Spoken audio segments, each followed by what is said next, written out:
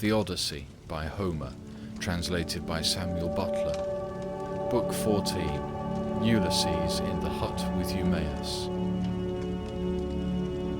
Ulysses now left the haven and took the rough track up through the wooded country and over the crest of the mountain, till he reached the place where Minerva had said that he would find the swineherd, who was the most thrifty servant he had.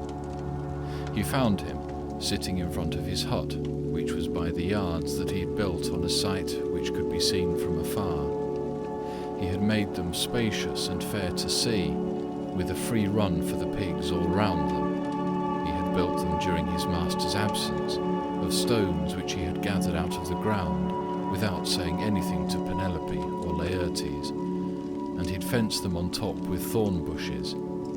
Outside the yard he'd run a strong fence of oaken posts, split and set pretty close together, while inside he'd built 12 sties near one another for the sows to lie in. There were 50 pigs wallowing in each sty, all of them breeding sows, but the boars slept outside and were much fewer in number, for the suitors kept on eating them, and the swineherd had to send them the best he had continually. There were 360 boar pigs, and the herdsman's 4 hounds, which were as fierce as wolves, slept always with them. The swineherd was at that moment cutting out a pair of sandals from a good stout ox hide. 3 of his men were out herding the pigs in one place or another, and he had sent the 4th to town with a boar that he'd been forced to send the suitors, that they might sacrifice it and have their fill of meat. When the hounds saw Ulysses, they set up a furious barking and flew at him. But Ulysses was cunning enough to sit down and loose his hold of the stick that he had in his hand. Still, he would have been torn by them in his own homestead had not the swineherd dropped his ox hide, rushed full speed through the gate of the yard, and driven the dogs off by shouting and throwing stones at them. Then he said to Ulysses, "Old man, the dogs were likely to have made short work of you, and then you would have got me into trouble. The gods have given me quite enough worries without that, for I have lost the best of masters, and am in continual grief on his account. I have to attend swine for other people to eat, while he, if he yet lives to see the light of day, is starving in some distant land. But come inside, and when you've had your fill of bread and wine, tell me where you come from, and all about your misfortunes." On this the swineherd led the way into the hut, and bade him sit down. He strewed a good thick bed of rushes upon the floor, and on the top of this he threw the shaggy chamois skin, a great thick one, on which he used to sleep by night. Ulysses was pleased at being made thus welcome, and said, "May Jove, sir, and the rest of the gods grant you your heart's desire in return for the kind way in which you have received me." To this you answered, O swineherd Eumaeus, "Stranger, though a still poorer man should come here, it would not be right for me to insult him, for all strangers and beggars are from Jove. You must take what you can get and be thankful, for servants live in fear when they have young lords for their masters. And this is my misfortune now, for heaven has hindered the return of him who would have been always good to me, and given me something of my own, a house, a piece of land, a good-looking wife, and all else that a liberal master allows a servant who has worked hard for him, and whose labour the gods have prospered as they have mine in the situation which I hold. If my master had grown old here, he would have done great things by me, but he is gone, and I wish that Helen's whole race were utterly destroyed, for she has been the death of many a good man. It was this matter that took my master to Ilios, the land of noble steeds, to fight the Trojans in the cause of King Agamemnon." As he spoke, he bound his girdle round him and went to the sties where the young sucking pigs were penned. He picked out 2, which he brought back with him and sacrificed. He singed them, cut them up, and spitted them. When the meat was cooked, he brought it all in and set it before Ulysses, hot and still on the spit, whereon Ulysses sprinkled it over with white barley meal. The swineherd then mixed wine in a bowl of ivy wood, and taking a seat opposite Ulysses, told him to begin. "Fall to, stranger," said he, "on a dish of servant's pork. The fat pigs have to go to the suitors, who eat them up without shame or scruple. But the blessed gods love not such shameful doings, and respect those who do what is lawful and right. Even the fierce freebooters who go raiding on other people's land, and Jove gives them their spoil, even they, when they have filled their ships and got home again, live conscience-stricken and look fearfully for judgment. But some god seems to have told these people that Ulysses is dead and gone. They will not therefore go back to their own homes and make their offers of marriage in the usual way, but waste his estate by force without fear or stint. Not a day or night comes out of heaven, but they sacrifice not one victim, nor two only, and they take the run of his wine, for he was exceedingly rich. No other great man either in Ithaca or on the mainland is as rich as he was. He had as much as 20 men put together. I will tell you what he had. There are 12 herds of cattle upon the mainland, and as many flocks of sheep. There are also 12 droves of pigs, while his own men and hired strangers feed him 12 wildly spreading herds of goat. Here in Ithaca he runs even large flocks of goats on the far end of the island, and they are in the charge of excellent goat herds. Each one of these sends the suitors the best goat in the flock every day. As for myself, I'm in charge of the pigs that you see here, and I have to keep picking out the best I have and sending it to them." This was his story.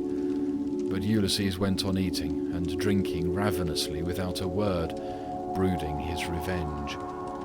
When he had eaten enough and was satisfied, the swineherd took the bowl from which he usually drank, filled it with wine, and gave it to Ulysses, who was pleased, and said as he took it in his hands, "My friend, who was this master of yours that bought you and paid for you, so rich and so powerful as you tell me? You say he perished in the cause of King Agamemnon. Tell me who he was, in case I may have met with such a person. Jove and the other gods know, but I may be able to give you news of him, for I have travelled much." Eumaeus answered, "Old man, no traveller who comes here with news will get Ulysses' wife and son to believe his story. Nevertheless, tramps in want of a lodging keep coming with their mouths full of lies, and not a word of truth. Everyone who finds his way to Ithaca goes to my mistress and tells her falsehoods, whereon she takes them in, makes much of them, and asks them all manner of questions, crying all the time as women will when they have lost their husbands. And you too, old man, for a shirt and a cloak would doubtless make up a very pretty story. But the wolves and birds of prey have long since torn Ulysses to pieces, while the fishes of the sea have eaten him, and his bones are lying buried deep in sand upon some foreign shore. He is dead and gone, and a bad business it is for all his friends, for me especially. Go where I may, I shall never find so good a master, not even if I were to go home to my mother and father, where I was bred and born. I do not so much care, however, about my parents now, though I should dearly like to see them again in my own country. It is the loss of Ulysses that grieves me most. I cannot speak of him without reverence, though he is no longer here, for he was very fond of me, and took much care of me, that wherever he may be, I shall always honour his memory." "My friend," replied Ulysses, "you are very positive and very hard of belief about your master's coming home again. Nevertheless, I will not merely say, but will swear, that he is coming. Do not give me anything for my news till he has actually come. You may then give me a shirt and cloak of good wear, if you will. I am in great want, but I will not take anything at all till then, for I hate a man, even as I hate hellfire, who who lets his poverty tempt him into lying. I swear by King Jove, by the rights of hospitality, and by that hearth of Ulysses to which I have now come, that all will surely happen as I have said it will. Ulysses will return in this self-same year. With the end of this moon and the beginning of the next, he will be here to do vengeance on all those who are ill-treating his wife and son. To this you answered, O swineherd Eumaeus, Old man, you will neither get paid for bringing good news, nor will Ulysses ever come home. Drink your wine in peace, and let us talk about something else. Do not keep on reminding me of all this. It always pains me when anyone speaks about my honoured master. As for your oath, we will let it alone. But I only wish he may come, as do Penelope, his old father Laertes, and his son Telemachus. I am terribly unhappy too about this same boy of his. He was running up fast into manhood, and bade fair to be no worse a man, face and figure, than his father.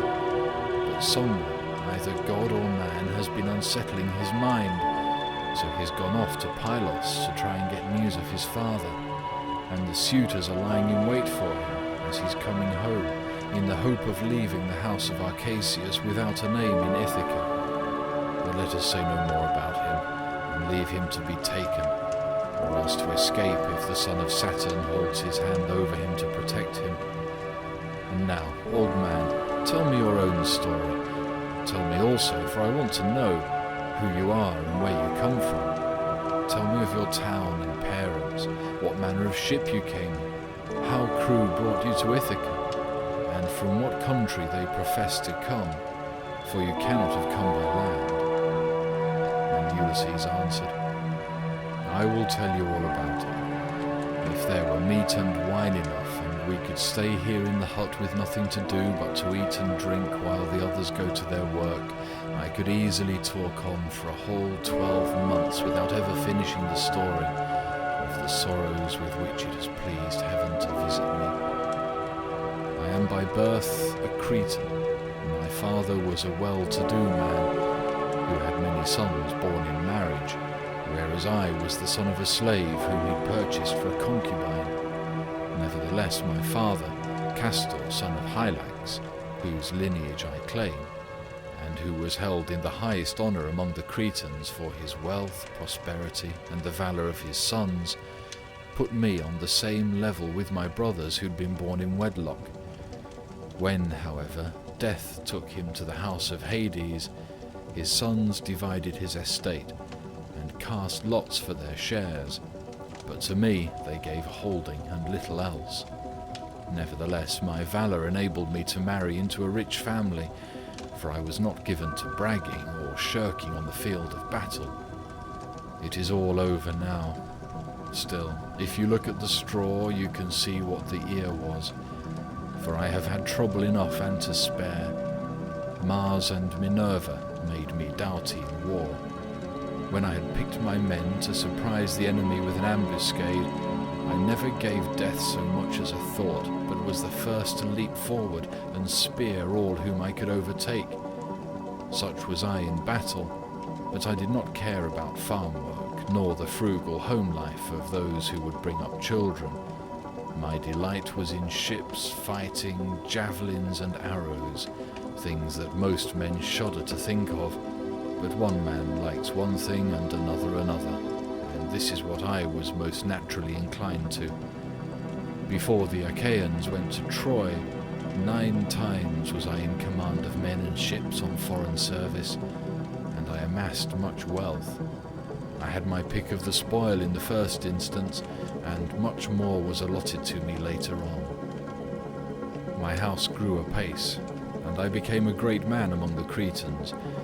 But when Jove counselled that terrible expedition, in which so many perished, the people required me and Idomeneus to lead their ships to Troy, and there was no way out of it, for they insisted on our doing so. There we fought for 9 whole years, but in the 10th we sacked the city of Priam, and sailed home again as heaven dispersed us.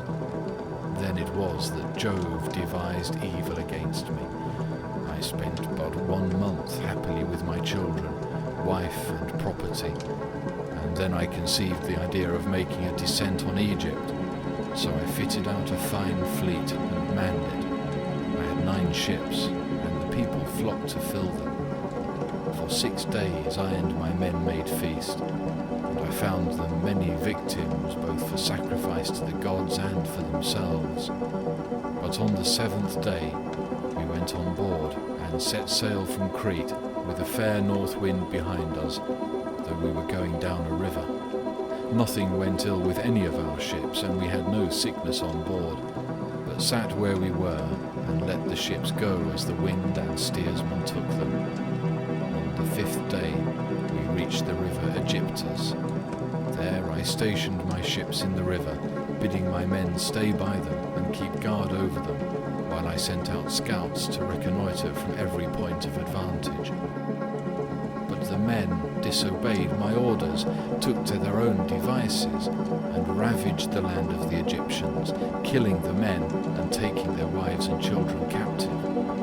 The alarm was soon carried to the city, and when they heard the war cry, the people came out at daybreak, till the plain was filled with horsemen and foot soldiers, and with the gleam of armour. Then Jove spread panic among my men, and they would no longer face the enemy, for they found themselves surrounded. The Egyptians killed many of us, and took the rest alive to do forced labour for them. Jove, however, put it in my mind to do thus, and I wish I had died then and there in Egypt instead, for there was much sorrow in store for me. I took off my helmet and shield, and dropped my spear from my hand. Then I went straight up to the king's chariot, clasped his knees and kissed them, whereon he spared my life, bade me get into his chariot, and took me weeping to his own home. Many made at me with their ashen spears and tried to kill me in their fury, but the king protected me, for he feared the wrath of Jove, the protector of strangers, who punishes those who do evil. I stayed there for 7 years, and got together much money among the Egyptians, for they all gave me something. But when it was now going on for 8 years, there came a certain Phoenician, a cunning rascal, who had already committed all sorts of villainy, and this man talked me over into going with him to Phoenicia, where his house and his possessions lay. I stayed there for a whole 12 months, but at the end of that time, when months and days had gone by till the same season had come round again, he set me on board a ship bound for Libya, on a pretence that I was to take a cargo along with him to that place, but really that he might sell me as a slave and take the money I fetched. I suspected his intention, but went on board with him, for I could not help it. The ship ran before a fresh north wind, till we had reached the sea that lies between Crete and Libya. There, however, Jove counselled the destruction, for as soon as we were well out from Crete and could see nothing but sea and sky, he raised a black cloud over our ship, and the sea grew dark beneath it. Then Jove let fly with his thunderbolts, and the ship went round and was filled with fire and brimstone as the lightning struck it. The men fell all into the sea. They were carried about in the water round the ship, looking like so many seagulls. But the god presently deprived them of all chance of getting home again. I was all dismayed. Jove, however, sent the ship's mast within my reach, which saved my life, for I clung to it and drifted before the fury of the gale. 9 days did I drift, but in the darkness of the 10th night, a great wave bore me on to the Thesprotian coast. There Phaedon, king of the Thesprotians, entertained me hospitably, without charging me anything at all, for his son found me when I was nearly dead with cold and fatigue, whereupon he raised me by the hand, took me to his father's house, and gave me clothes to wear. There it was that I heard news of Ulysses, for the king told me he had entertained him and shown him much hospitality while he was on his homeward journey, He showed me also the treasure of gold and wrought iron that Ulysses had got together. There was enough to keep his family for 10 generations, so much had he left in the house of King Pheidon. But the king said Ulysses had gone to Dodona, that he might learn Jove's mind from the god's high oak tree, and know whether, after so long an absence, he should return to Ithaca openly or in secret. Moreover, the king swore in my presence, making drink offerings in his own house as he did so, that the ship was by the waterside and the crew found that should take him to his own country. He sent me off, however, before Ulysses returned, for there happened to be a Thesprotian ship sailing for the wheat-growing island of Dulichium, and he told those in charge of her to be sure and take me safely to King Acastus. These men hatched a plot against me that would have reduced me to the very extreme of misery. For when the ship had got some way out from land, they resolved on selling me as a slave. They stripped me of the shirt and cloak that I was wearing, and gave me instead the tattered old clouts in which you now see me. Then, towards nightfall, they reached the tilled lands of Ithaca, and there they bound me with a strong rope fast in the ship, while they went on shore to get supper by the seaside. But the gods soon undid my bonds for me, and having drawn my rags over my head, I slid down the rudder into the sea, where I struck out and swam till I was well clear of them, and came ashore near a thick wood in which I lay concealed. They were very angry at my having escaped, and went searching about for me, till at last they thought it was no further use, and went back to their ship.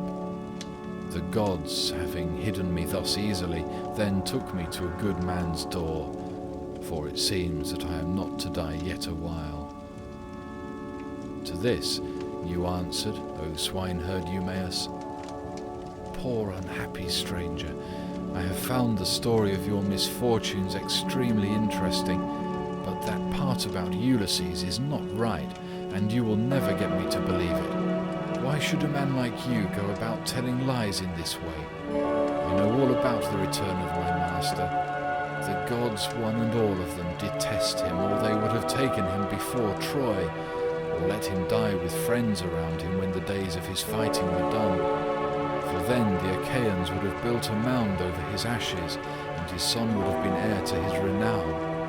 But now the storm winds have spirited him away, we know not whither. As for me, I live out of the way here with the pigs, and never go to the town, unless when Penelope sends for me on the arrival of some news about Ulysses. Then they all sit round and ask questions, both those who grieve over the king's absence, and those who rejoice at it because they can eat up his property without paying for it. For my own part, I have never cared about asking anyone else, since the time when I was taken in by an Aetolian, who had killed a man and come a long way till at last he reached my station, and I was very kind to him. He said he had seen Ulysses with Idomeneus among the Cretans, refitting his ships which had been damaged in a gale. He said Ulysses would return in the following summer or autumn with his men, and that he would bring back much wealth. And now you unfortunate old man, since fate has brought you to my door, do not try to flatter me in this way with vain hopes. It is not for any such reason that I shall treat you kindly, but only out of respect for Jove, the god of hospitality, as fearing him and pitying you. Ulysses answered, I see that you are of an unbelieving mind. I have given you my oath, and yet you will not credit me. Let us then make a bargain, and call all the gods in heaven to witness it. If your master comes home, give me a cloak and shirt of good wear, and send me to Dulichium, where I want to go. But if he does not come, as I say he will, set your men on to me, and tell them to throw me from yonder precipice, as a warning to tramps not to go about the country telling lies.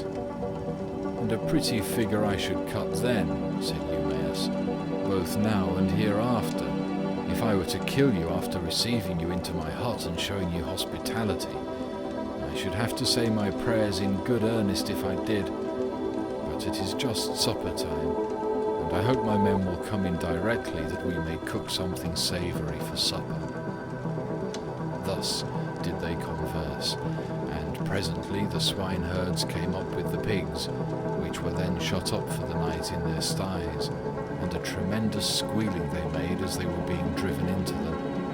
But Eumaeus called to his men and said, "Bring in the best pig you have, that I may sacrifice him for this stranger, and we will take toll of him ourselves.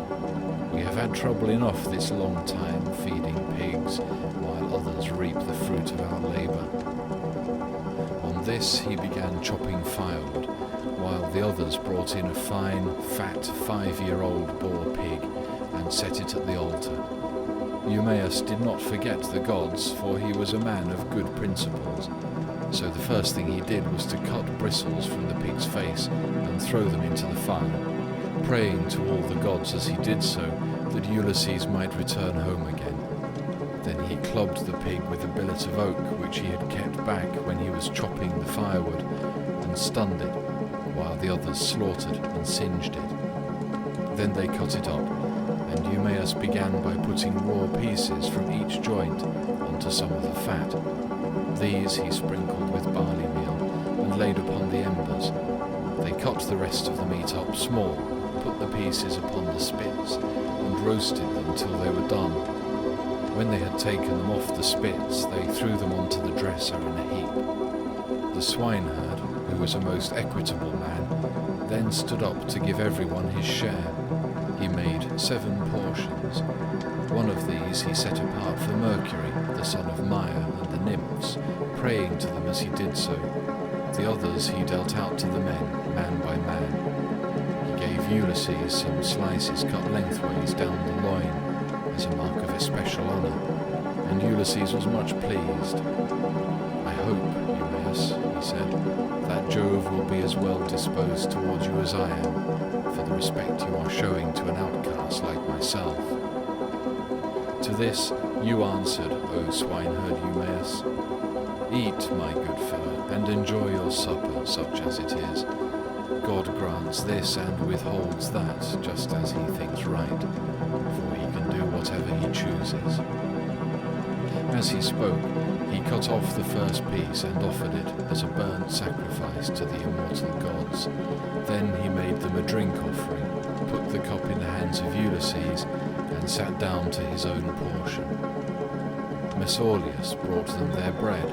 The swineherd had bought this man on his own account from among the Taphians during his master's absence, and had paid for him with his own money, without saying anything either to his mistress or Laertes. They then laid their hands upon the good things that were before them, and when they had had enough to eat and drink, Mesaulius took away what was left of the bread, and they all went to bed after having made a hearty supper. Now the night came on stormy and very dark, for there was no moon. It poured without ceasing, and the wind blew strong from the west, which is a wet quarter.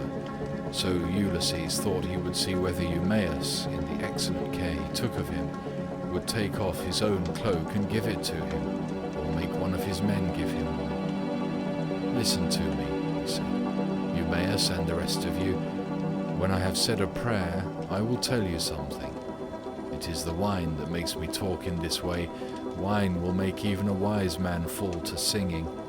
It will make him chuckle and dance and say many a word that he had better leave unspoken. Still, as I have begun, I will go on. Would that I were still young and strong as when we had got up an ambuscade before Troy. Menelaus and Ulysses were the leaders, but I was in command also, for the other two would have it so. When we had come up to the wall of the city, we crouched down beneath our armour and lay there under cover of the reeds and thick brushwood that grew about the swamp. It came on to freeze with a north wind blowing. The snow fell small and fine like hoarfrost, and our shields were coated thick with rime.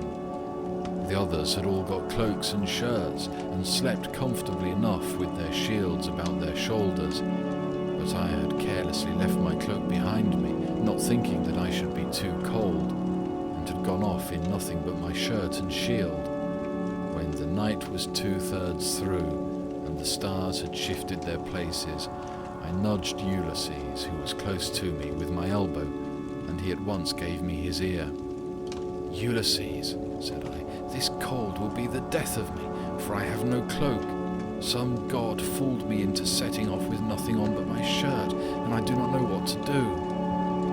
Ulysses, who was as crafty as he was valiant, hit upon the following plan. "Keep still," said he in a low voice, "or the others will hear you."